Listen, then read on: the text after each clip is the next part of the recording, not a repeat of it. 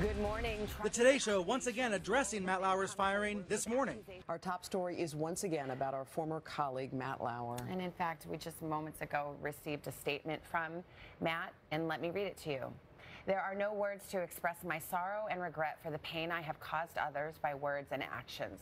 To the people I have hurt, I am truly sorry.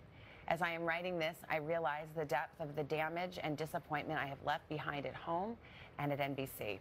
Some of what is being said about me is untrue or mischaracterized, but there is enough truth in these stories to make me feel embarrassed and ashamed.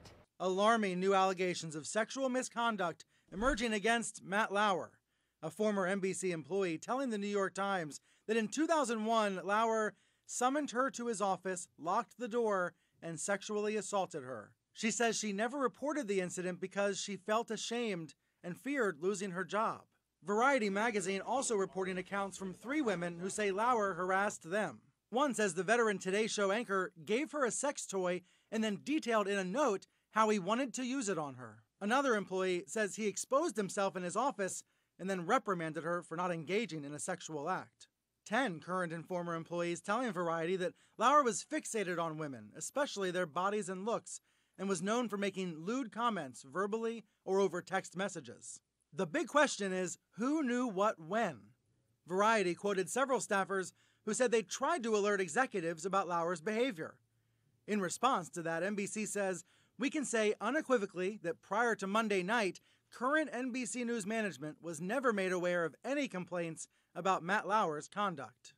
NBC has known for weeks that damaging stories were coming. In a staff memo, NBC News chief Andy Lack alluded to this, saying on Wednesday, "We have also been presented with reason to believe this may not have been an isolated incident." On Monday night, a female NBC employee and her attorney met with NBC HR and detailed, quote, egregious acts of sexual harassment and misconduct.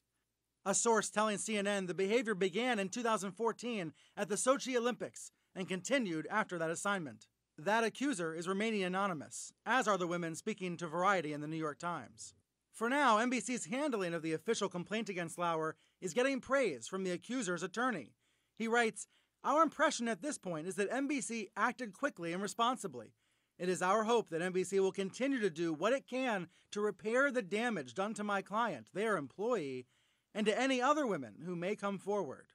Just 2 months ago, Lauer grilled Bill O'Reilly, who was also fired when multiple sexual harassment allegations surfaced against the former Fox News host, allegations that O'Reilly denies. Think about those 5 women and what they did. They came forward and filed complaints against the biggest star at the network they worked at. Think of how intimidating that must have been, how nerve-wracking that must have been.